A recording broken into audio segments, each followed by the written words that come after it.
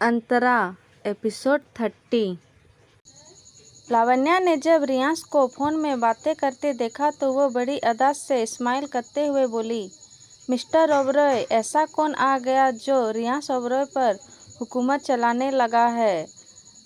इसके एक कॉल पर ही आप इतना इम्पोर्टेंट डिस्कशन बीच में ही छोड़ के जाने की बात कर रहे हैं।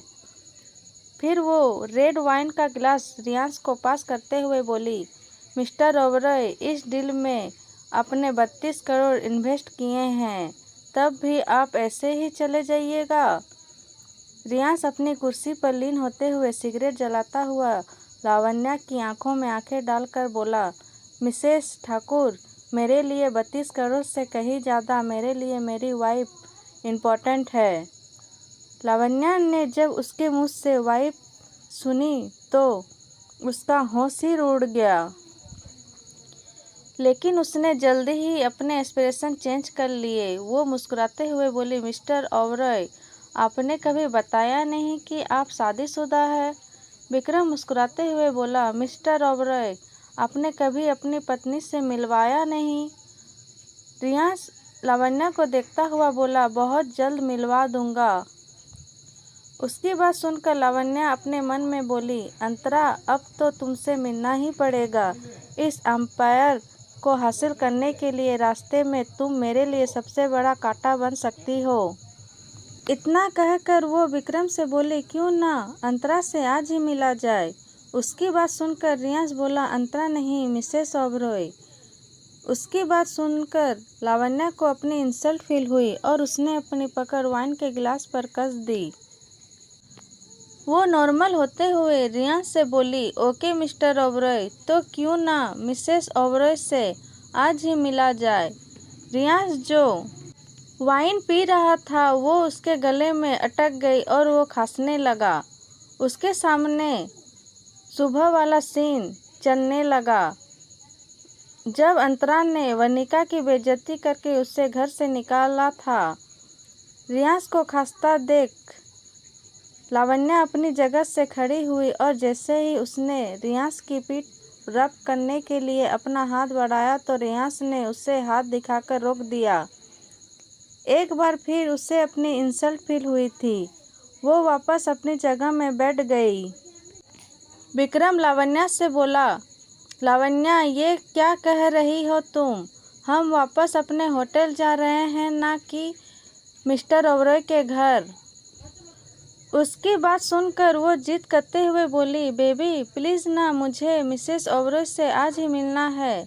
अब तो हम इनके बिजनेस पार्टनर हो गए हैं तो फैमिली फ्रेंड भी बन ही जाना चाहिए। रियांश के संबंध विक्रम ठाकुर से बहुत अच्छे थे, इसीलिए वो सीधे तरीके से मना नहीं कर सकता था। और इतना तो वो जानता था कि आज वो लावण्या को अपने घर नहीं ले गया तो लावण्या खुद आ जाएगी। उसने विक्रम से कहा, कोई बात नहीं मिस्टर ठाकुर, अगर मिसेस ठाकुर मेरी वाइफ से मिलने के लिए इतना ही बेकरार है तो इसमें मैं और आप कुछ नहीं कर सकते। इतना कहकर रियांश ने उन्हें चलने की परमिशन दे दी। वो अपनी एक उंगली से अपने माथे पर रब करते हुए खुद से बोला, एक बार अंतरा से सामना होने तो दो, तुम खुद ही मेरा घर का रास्ता भूल जाओगी। फिर उन्होंने गहरी सांस ली और बोला, गए 32 करोड़ पानी में। रात के 11 बज रहे थे। अंतरा जो अपने कमरे की बालकनी में खड़ी होकर रियांश का इंतजार कर रही थी, वो बालकनी में रखे झूले पर बैठते हुए बोली, 11 बजने को आ गया। मुझसे तो कह रहे थे कि मैं थोड़ा देरी में आ रहा हूँ, लेकिन अभी तक नहीं आए। अभी वो खुद से बातें कर ही रही थी कि उसके कमरे का डोर पर लॉक हुआ। वो उठी और सामने जाकर दरवाज़ा खोला तो सामने बिंदिया खड़ी थी। बिंदिया अंतरा से बोली, जीजी, रियांश भाई और आ गए हैं और उनके साथ में। इतना कहकर वो चुप हो गई। उसे चुप देखकर अंतरा बोली, उसके साथ में क्या? बिंदिया ने उसे कोई जवाब नहीं दिया और बोली, जीजी, आप चल कर खुद ही देखो। अंतरा बिंदिया के साथ नीचे जाने लगी। वो हॉल में आई तो उसने देखा कि हॉल के एक सोफे पर रियांश, यशवंत जी और दादाजी बैठे थे। दूसरे सोफे में विक्रम और लावण्या बैठे थे। अंतरा लावण्या को देख रही थी, जिसकी नज़र रियांश पर ही थी। लावण्या एकटक रियांश को देखे जा रही थी। अंतरा लावण्या से बोली, आप कौन? लावण्या, जो रियांश को ही देख रही थी, अंतरा की आवाज़ सुनकर उसे देखने लगी।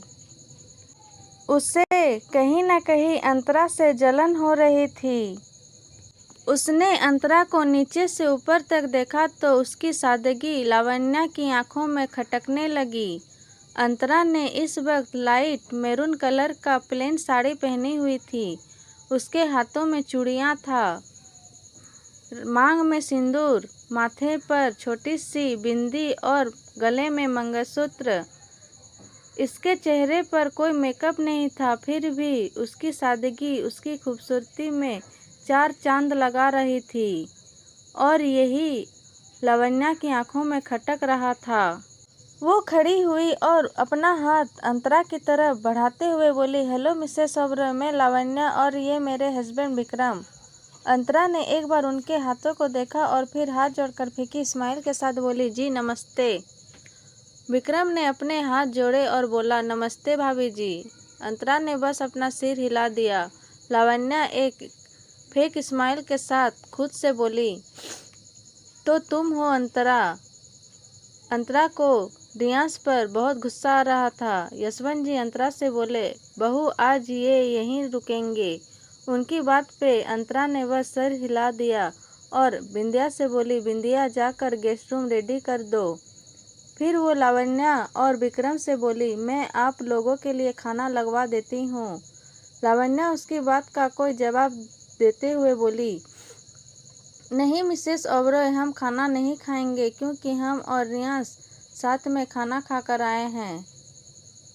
उसने रियांश शब्द पर जोर देकर ये बात कही थी। अंतरा को उसकी बात सुनकर बहुत बुरा लग रहा था।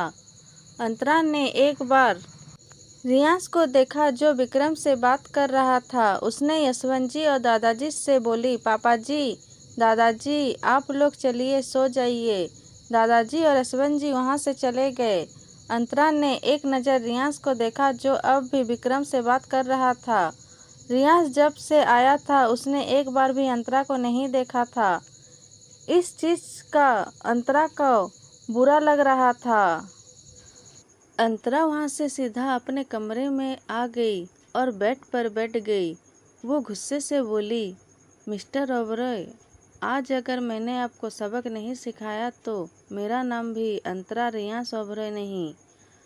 रियांश नीचे हॉल में विक्रम और लावण्या के साथ बैठा कुछ बात कर रहा था। तभी वहाँ पर बिंदिया आई और उससे बोली, रियांश भाई, गेस्ट रूम रेडी हो गया है तो मैं आपका और जीजी का खाना लगा दूं?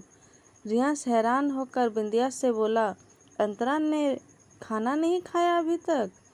वो उससे जवाब देते हुए बोली, भैया, वो जीजी आपका इंतज़ार कर रही थी इसीलिए उन्होंने अभी तक खाना नहीं खाया। रियांश अपनी जगह से खड़ा हुआ और विक्रम और लावण्या से बोला, गुड नाइट, मैं चलता हूँ, आपको भी सो जाना चाहिए। विक्रम और लावण्या भी उसे गुड नाइट विश करके वहाँ से चले गए। रियांश बिंदिया से बोला, खाना रूम में लेके आओ। इतना बोलकर वो अपने कमरे की तरफ बढ़ गया। रियांश अपने कमरे की तरफ जा रहा था। उसके चेहरे पर एक हल्की सी मुस्कान बिखरी हुई थी। उसने अपने दोनों हाथ अपने पॉकेट पर डाले और चलता हुआ खुद से बोला, तो मिसेस ओबरॉय मेरे लिए इंतज़ार कर रही थी। उसके चेहरे पर खुशी थी, लेकिन उसे इस चीज़ का अंदाज़ा भी नहीं था कि उसकी खुशी का वाट अंतरा लगाने वाली है। रियांश को अपने पीछे किसी की आहट हुई तो उसने देखा कि खाने की टोली लेकर भोला और बिंदिया आ रहे हैं। वो कॉरिडोर में पहुंचा तो कुछ पल रुक कर उससे गहरी सांस ली और देखा कि उसके कमरे का डोर खुला हुआ है। खुला दरवाज़ा देखकर उसके चेहरे की मुस्कान और गहरी हो गई। जैसे ही वो अपने कमरे के बाहर गया और उसने पहला कदम उठाया कमरे में रखने के लिए, वैसे ही उसके मुंह पर दरवाज़ा बंद हो गया। उसकी नाक दरवाजे से जा लगी। वो अपनी नाक पकड़ते हुए गुस्से से चिल्ला के बोला, व्हाट द हेल। ये नज़ारा देखकर भोला और बिंदिया ने अपने मुंह में हाथ रख लिया। अंतरा ने दरवाज़ा खोला और बोली, कोई हेल वेल नहीं, जाइए जाकर हॉल में सोफे में सोइए या फिर उस होटल में जाकर सोइए जहाँ पर आप खाना खा के आए हैं, उस लावण्या के साथ। नहीं नहीं, सॉरी, आपकी बिजनेस पार्टनर के साथ। फिर वो भोला और बिंदिया को देखते हुए गुस्से से बोली, अगर इस घर में किसी ने भी इसके लिए गेस्ट रूम खोला तो मुझसे बुरा कोई नहीं होगा। इतना कहकर उसने वापस से डोर बंद कर लिया। रियांश तो बस हैरान होकर उसे देख रहा था और समझने की कोशिश कर रहा था कि अंतरा को हुआ क्या है।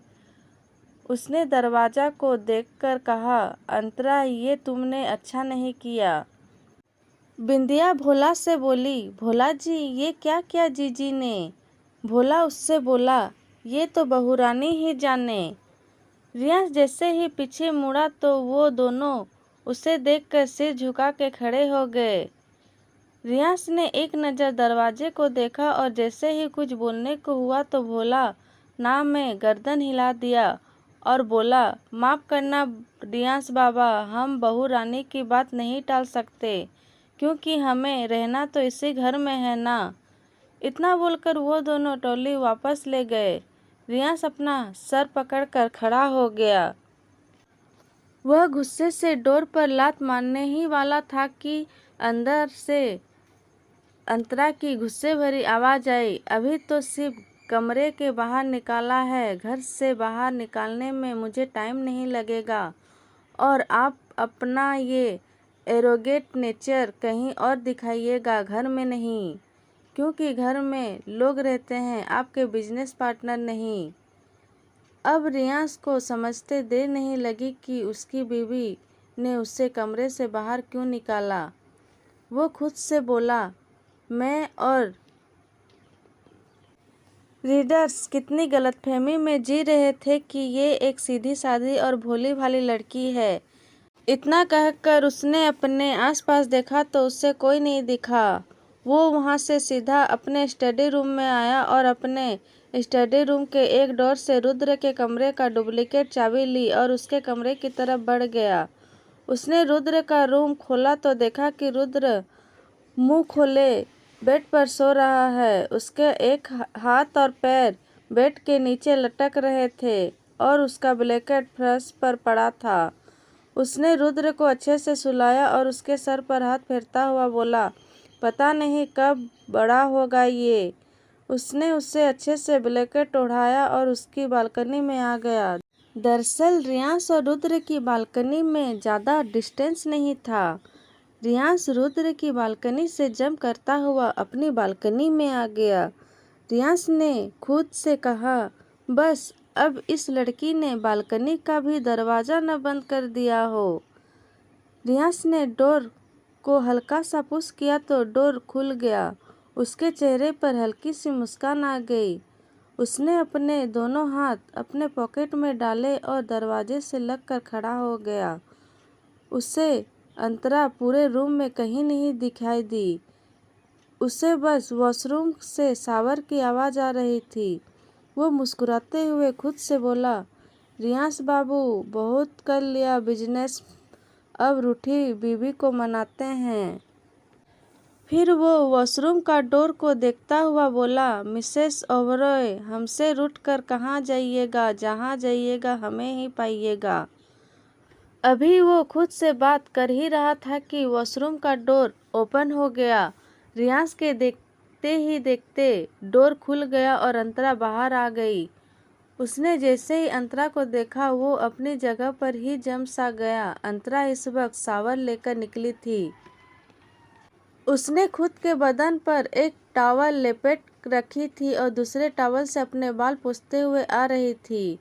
जैसे ही उसकी नज़र रियांस पर गई, उसके हाथ से टॉवल छूटकर गिर गया और अंतरा की रियांस को देखकर उसकी जोरदार चीख निकल गई। अंतरा रियांस को देखकर वॉशरूम में वापस जाने लगी, लेकिन उतने ही जल्दी से रियांस ने अंतरा की टॉवल का एक छोर पकड़ लिया। अंतरा ने अपने बदन पर लगी टॉवल को एक हाथ से कसकर पकड़ लिया। उसकी धड़कन ट्रेन से भी तेज भागने लगी थी। रियांस ने अंतरा का एक हाथ पकड़कर उससे घुमाते हुए अपने सीने से लगा लिया। अंतरा की पीठ उसके सीने से लगी हुई थी। पहली बार था जब अंतरा किसी के सामने ऐसे आई थी। अंतरा हकलाते हुए बोली, आप ये क्या कर रहे हैं और आप अंदर कैसे आए? रियांस उसकी कमर पकड़ता हुआ बोला, बीबी नाराज तो हो गई, अब मनाने का भी मौका दे दो। फिर वो उसकी पीठ पर अपने होंठ चलाते हुए बोला, दुनिया में ऐसा कोई दरवाज़ा नहीं है जो मुझे तुम तक आने से रोके। अंतरा की टॉवल उसके शरीर से सरकने लगी थी। जैसे जैसे उसकी टॉवल सरक रही थी, अंतरा की सांस ऊपर नीचे हो रही थी। अंतरा हकलाते हुए बोली, देखिए, मुझे छोड़िए, आप ऐसा कुछ नहीं कर सकते। रियांस ने अंतरा को अपनी तरफ पलटा तो अंतरा ने अपने टॉवल को और कस कर पकड़ लिया। रियांस की नज़र अब उसकी कांपते होठों पर टिक गई। अंतरा की आंखें घबराहट से बंद थी। उसके होंठ कांप रहे थे, उसके बालों से भी पानी टपक रहा था। रियांस ने उसके कांपते होठों पर अपने होंठ रख दिए। ऐसा होते ही अंतरा के बदन पे लिपटा टॉवल उसके बदन से गिरकर रियांस के हाथ में आ गया। अंतरा को जब इसका एहसास हुआ तो वो रियांस को धक्का देने लगी। उसकी आंखों से आंसू आ गए, क्योंकि उसके लिए बहुत बड़ी बात थी कि वो बिना कपड़ों के किसी के साथ खड़ी थी, जबकि रियांस अब अंतरा को चूमने में लगा हुआ था। अंतरा रियांस को टॉलरेट नहीं कर पा रही थी, लेकिन रियांस तो पीछे हटने को तैयार ही नहीं था। वो उससे पसनेट किस करना चाहता था, लेकिन अंतरा ने अपने दांतों को भींच रखा था। रियांस ने उसकी पतली और नाजुक सी कमर पर अपनी मुट्ठी में भरा और मसल दिया, और इसी के साथ अंतरा का मुंह एक आह के साथ खुल गया, और इसी का फायदा उठाकर रियांस ने अपनी जीभ उसके मुंह पर एंटर कर दी। अब तो अंतरा की सांसें हल्की सी अटक गई। रियांस ने अपना दूसरा हाथ उसके बालों में फंसाया और पागलों की तरह चूमने लगा। उसने दूसरे हाथों से कमर से उठाया उसे और क्लोजेट की तरफ जाने लगा। अंतरा बहुत कोशिशों के बाद भी रियांस को दूर नहीं हो पा रही थी। रियांस उसे क्लोजेट की तरफ ले आया, लेकिन उसे किस अभी भी ब्रेक नहीं हुई थी। वो क्लोजेट में आया और अंतरा को खड़ा कर दिया। जब उसे लगा कि अंतरा को सांस लेने में दिक्कत हो रही है तो उसने वार्डरोब खोला और उसमें से एक चादर निकाला। उसने खुद को और अंतरा को उस चादर में ढक लिया। जब रियांस अंतरा से दूर हुआ तो अंतरा लंबी लंबी सांस लेने लगी। जब रियांस ने उसे मजबूती से नहीं पकड़ा होता तो वो अभी भी फर्श पर गिर जाती। रियांस अंतरा के बदन की खुशबू से अब मदहोश हो चुका था। तभी वहाँ अंतरा की चीखने की आवाज़ आई। रियांस ने अपना सर उठा के देखा तो अंतरा की गर्दन पर उसके दांत के निशान बन चुके थे। उसने अंतरा के चेहरे को देखा तो अंतरा के गालों पर आंसुओं की बूंदें थी। उसने अपने निचले होंठ को अपने दांत तले दबा रखा था। रियांस ने अपने होठों से उसके आंसुओं को पी लिया। वो अंतरा के कान में बोला, बेबी, जब मुझे अभी बर्दाश्त नहीं कर पा रही हो तो हम इसके आगे कैसे जाएंगे? तुम मुझे आगे कैसे टॉलरेट करोगी? रियांस ने उसके आंसू पोंछा और उसके माथे से अपना माथा जोड़ लिया। खुली खिड़की से आती ठंडी हवा उन दोनों के बदन को छू रही थी। उन दोनों ने जिस्म से लिपटी एक चादर ओढ़ रखी थी और अंतरा के गीले बाल हवा में लहरा रहे थे। जो रियांश को और मदहोश कर रहे थे। रियांश अंतरा से बोला, बीबी इतनी नाराजगी अच्छी नहीं कि पति को रात के समय ही कमरे से बाहर निकाल दिया जाए। मुझे तो मनाने का यही तरीका आता है। तुम अब जितनी बार नाराज होगी मैं ऐसे ही मनाऊंगा। उसने चादर अंतरा के बदन पर लेपटा दिया और बाहर जाने लगा। वो डोर के पास रुका और बिना पलटे ही बोला, मैं इंतजार कर रहा हूँ, जल्दी बाहर आना। इतना कहकर वो चला गया। अंतरा अपने सीने पर हाथ रखा और गहरी सांस लेते हुए बोली, ये नीली आंखें वाला राक्षस किसी दिन मेरी जान लेकर रहेगा। इसका बस चले तो मुझे कच्चा निगल जाए और डकार भी ना ले। इतना बोलकर उसने अपनी गर्दन पर हाथ रखा तो उसकी एक बार फिर से सिसक निकल गई। उसने वार्डरोब से एक नाइट गाउन लिया और पहनने लगी। रियांश जो वॉशरूम में था वो शावर के नीचे खड़ा था और अपने बदन की गर्मी को ठंडा पानी से शांत करने की कोशिश कर रहा था। अंतरा जब रूम में आई तो उसने रियांश कहीं नहीं दिखा। वो रियांश को ढूंढ ही रही थी कि तभी डोर लॉक होने की आवाज़ आई तो उसने डोर ओपन किया तो सामने बिंदिया और भोला खाने की टोली लेकर खड़े थे। बिंदिया अंतरा से बोली, जीजी आपका खाना। अगले एपिसोड जानने के लिए हमारे प्रतिमा स्टोरी के साथ बने रहिए। दोस्तों, अगर आपको हमारी स्टोरी पसंद आए तो please subscribe and like. Thank you.